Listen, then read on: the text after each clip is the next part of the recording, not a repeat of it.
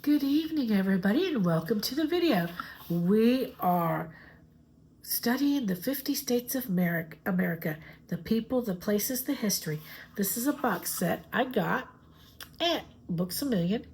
It's got flashcards and it's got a book that tells a little bit about each state, written by Tim Glenn Jones. I always start out with telling you why I'm doing this. I love to travel. Excuse me, I have a huge bucket list of everything that I want to visit. And I want to travel all over the United States. I want to go to all the national parks, all the historic places, just anything and anywhere in this country. And I thought this would be a good way for me to learn about different places to go. And I'm thankful for each and every one of you who have told me a little bit about different states and everything. So I'm thankful for that. And that's the whole gets to the thing. We live in a wonderful, beautiful country, and I want to show everybody how beautiful it is. So without further ado, let's get started. Today we are in South Dakota. And the card for South Dakota says, South Dakota joined the Union November 2nd, 1889. Dana Perino said, I love to drive in the Black Hills of Wyoming and South Dakota with Mount Rushmore as the central stop. And that's the front of the card. Okay, the back of the card, the abbreviation for South Dakota is SD. The nickname is the Mount Rushmore State. The animal symbol is a coyote. Population 887,000. Area 77.116 square miles. It's in the Central Time Zone. And it is the 40th state to enter the Union, and the capital is Pierre. And that is the back of the card.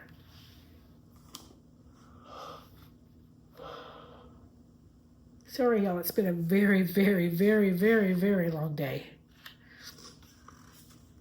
South Dakota. Did you know the city of Belfort, about 10 miles from the western border, has been officially designated as the location of the central point of all 50 states? It may have more prairie dogs than it has people. But that doesn't mean South Dakota has nothing going for it. On the contrary, while North Dakota may have piped it in state order, purely by virtue of coming first in the alphabet, when it comes to pulling in the tourists, South Dakota beats its northern counterpart, hands down. In fact, the famous Sturgis motorcycle rally alone is so popular that it increases their state population by 50% during the 10 days it's held each August.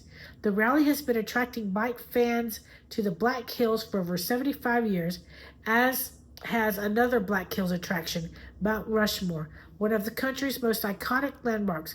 The huge rock carvings of George Washington, Thomas Jefferson, Abraham Lincoln, and Theodore Roosevelt took 14 years to complete and have been looking out over South Dakota since 1941 and ensuring that the state is never short of tourist revenue.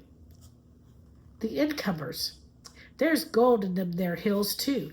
In fact, the Homestake mine in Lead, South Dakota, was the biggest gold mine in the USA until it closed in 2002 and turned into an underground research center.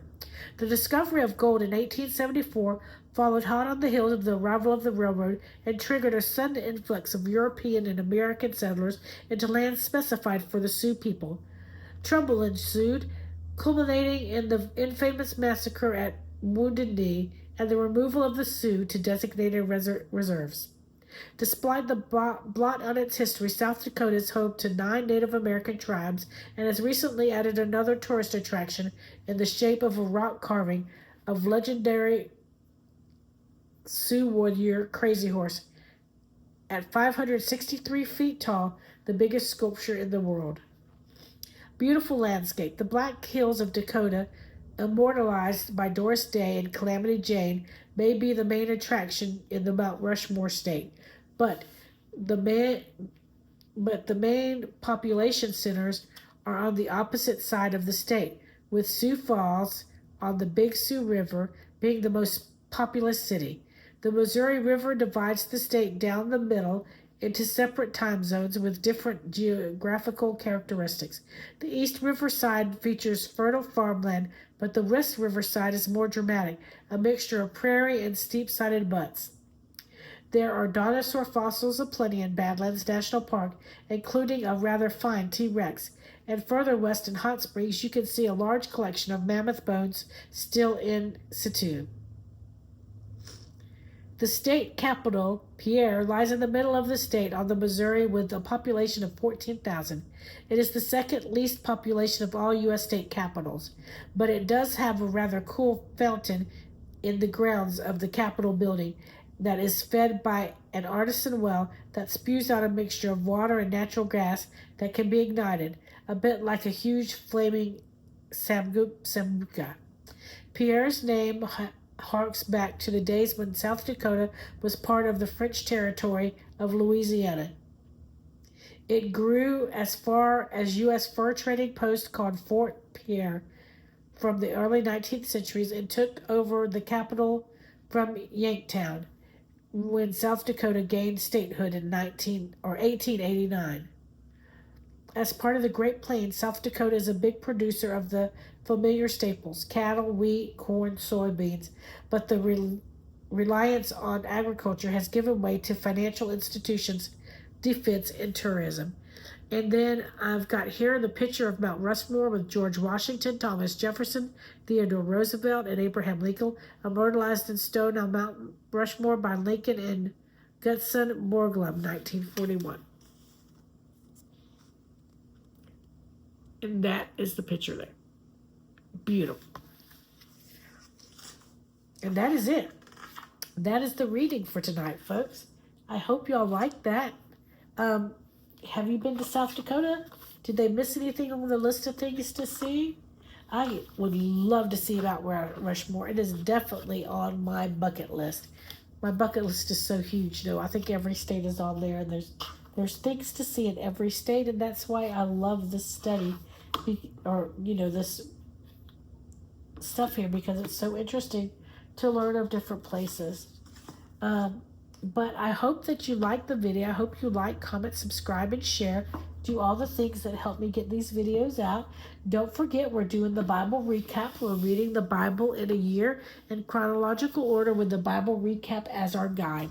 I also do Avon videos because I'm an Avon representative, or ambassador is what they call us now, Avon ambassador. We do some Temu videos because we like to order from Temu every once in a while. I have some inspirational videos, some traveling videos.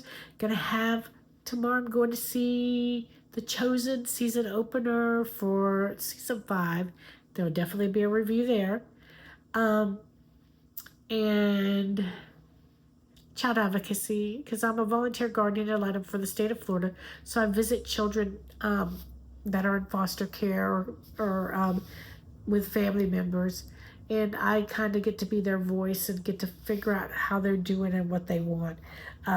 With that being said, I do some videos on child advocacy, about child abuse and neglect, on online predators, all the things that you need to know how to do to keep your children safe. And I also have a Facebook group called Hope for Our Children's Future that gives you stories of some of the terrible things that happen to our children. It gives you education. It gives you a lot of different things. But that's it. That's all for tonight. Don't forget to like, comment, subscribe, and share. Do all the things. And we thank you so much for watching. God bless you, and see you in the next video. Good night.